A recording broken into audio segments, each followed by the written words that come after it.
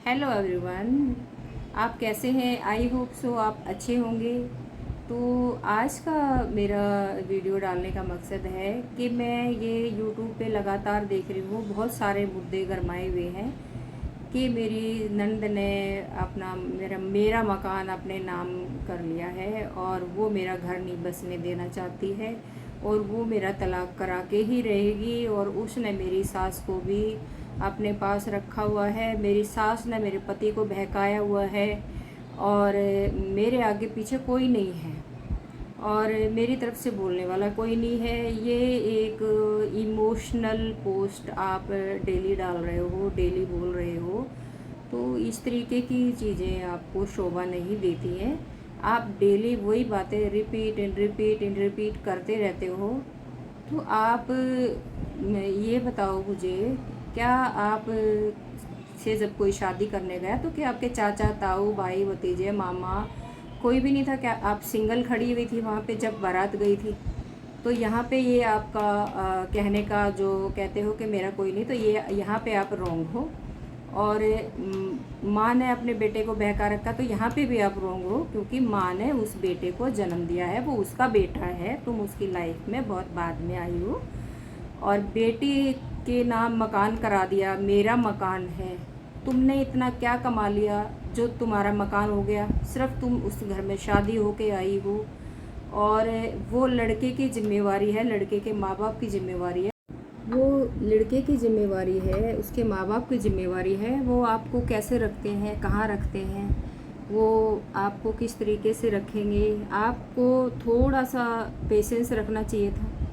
वो लोग आपको लेके आए हैं तो अपनी रिस्पॉन्सिबिलिटी पे ही लाए हैं ना, तो वो अपने आप, वो उनकी प्रॉब्लम है, आपकी नहीं है।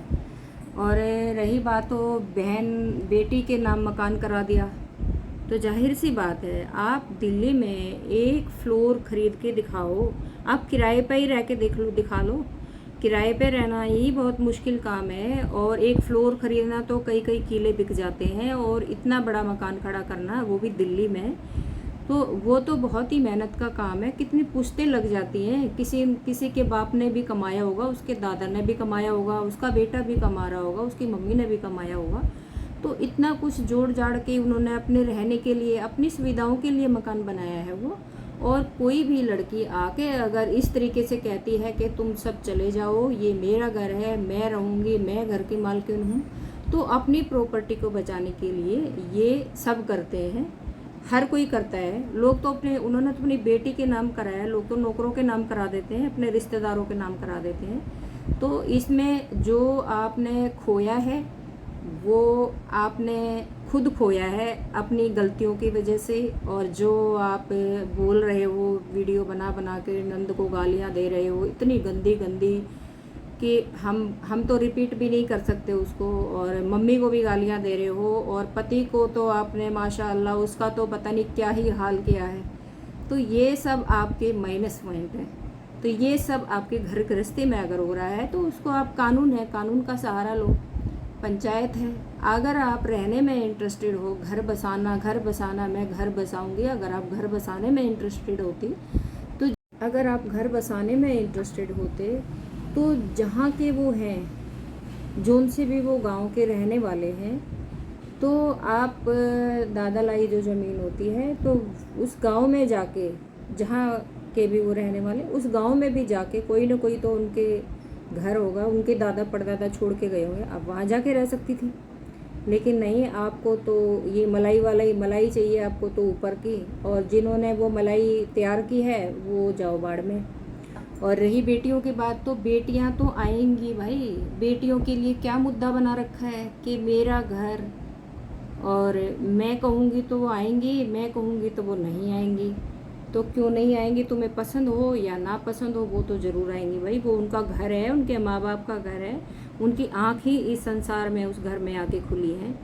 तो तुम तो कोई कोई राइट नहीं है तुम्हें ये कहने का कि वो क्यों आती है, मेरा घर है, वो यहाँ क्यों आती हैं, उनका क्या मतलब है, वो क्यों बोलेंगी? बोलेंगी वो तो, क्यों नहीं बोलेंगी? और मैं तो, जो वो लड़कियां हैं और जो उनकी मम्मी है, मैं तो वो इतनी समझदार हैं कि आप तो बोलते रह गए और वो काम करके चली गई, और आप जैसे लोग तो बोलते ही रह गए, क्योंकि आपको तो बोलना ही आता है। और चाहती तो वो भी चैनल बना सकती थी, पढ़ी लिखी हैं, चैनल बना के और आपके सारे सवालों के जवाब भी दे देती और 50 एलिगेशन आप पे भी लगा देती।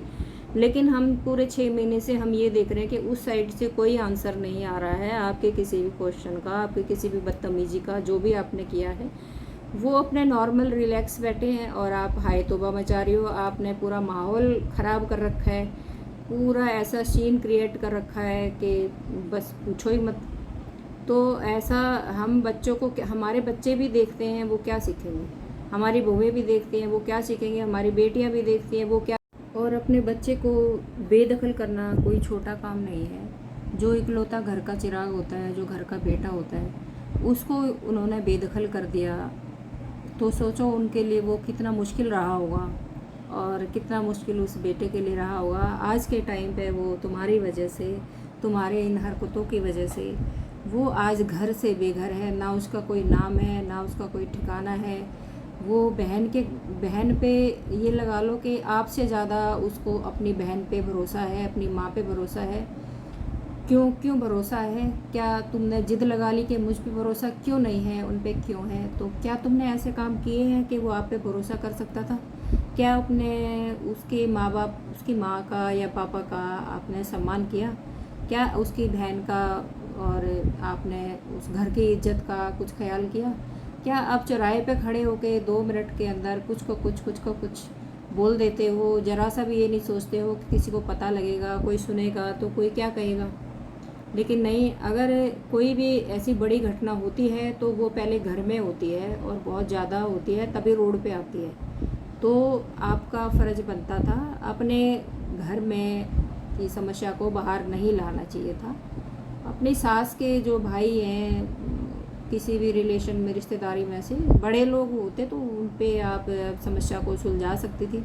लेकिन आपको समस्या सुलझाने में कोई इंटरेस्ट था ही नहीं, आपको तो फॉलोवर बढ़ाने थे। आपने फटाफट अपना नया चैनल बनाना था, फिर उस पर आपने रोने थे। फिर आप मैं ये दुखी। बहन, आपसे ज़्यादा दुखी सारी दुनिया है और बहुत ही ज़्यादा दुखी है, आप तो कुछ भी नहीं हो।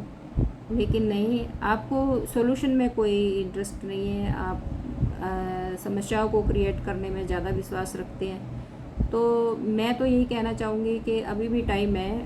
आजकल एक ये मुद्दा भी चला हुआ है कि मेरी नंद मेरा घर नहीं बसने दे रही। हर तीसरी वीडियो में ये सुनने को मिल जाता है, मेरी नंद मेरा घर नहीं बसने दे रही। मेरा घर क्या तुम दहेज में घर लाई थी क्या? घर उस लड़की के माँ बाप ने ही बनाया था और वो उसका घर है। और रही बात बनने नहीं दे रही है, सिखाती है, ये करती है, तो तुम्हारी आपस की नहीं बनती है, आपस के विचार तुम्हारे नहीं मिल रहे हैं, इसलिए तुम्हारी नहीं बनती है। कितने डिवोर्स होते हैं, आपस में रिस्पेक्ट नहीं रहेगी तो लड़ाई रहेगी। तो इस चीज़ का दोष दूसरों पे लगा देना कि फला बंदा, क्योंकि इंसान को जब दिमाग घूम जाता ना तो वो सबसे पहले अपने पति उसके नहीं सुन रहा होता तो पति के आसपास के लोगों को ही वो दूर हटाती है। सबसे पहले वो बहनों को हटाएगी जो सबसे ज़्यादा क्लोज होंगे, फिर वो बच्चे खुची माँ बाप को भी हटा देती है, फिर वो खुद अपने पति को भी मतलब नहीं छोड़ती है, फिर पति भी नहीं चाहिए उसको, पति की भी वो ऐसी बुरी हालत करती है कि आप सोच भी नहीं सकते हो। किसी के बच्चे के साथ आप कैसे कर सकते हो? अगर आपको शादी नहीं निभानी है, नंद और सास नहीं चाहिए, तो आप एक अनाथ आश्रम से लड़का ले लें, उससे शादी कर लो, उसको घर मिल जाएगा। आप अपने मायके में ही कोई कोठी बंगला बनवा लें अपने बाप से और वहाँ पे अपने पति के साथ आराम से रहे ना। तो क्योंकि आपके पसंद के कैरेक्टर होंगे, आपकी बहन, आपकी माँ, अपने पापा, सब आपकी पसंद के लोग होंगे। उसकी साइड बोलने वाला तो कोई होगा ही नहीं, तो आपका काम काफ़ी ईजी हो जाएगा। तो किसी अनाथ आश्रम में जाके क्यों किसी का घर बर्बाद करती हो? बसा बसाया घर है, बड़े अरमानों से बनते हैं घर, अरमानों से औलाद को पाल पोस के बड़ा करते हैं। कोई एक बंदा ऐसा आ जाता है, घर को तहस नहस करके छोड़ देता है। तो ऐसे नहीं करना चाहिए। दुनिया में क्या संदेश दे रहे हो आप? इस तरीके की वीडियो बना के आप किसी की हेल्प ले लो, आप किसी से भी सहायता लेके आप अपनी समस्या को सुलझा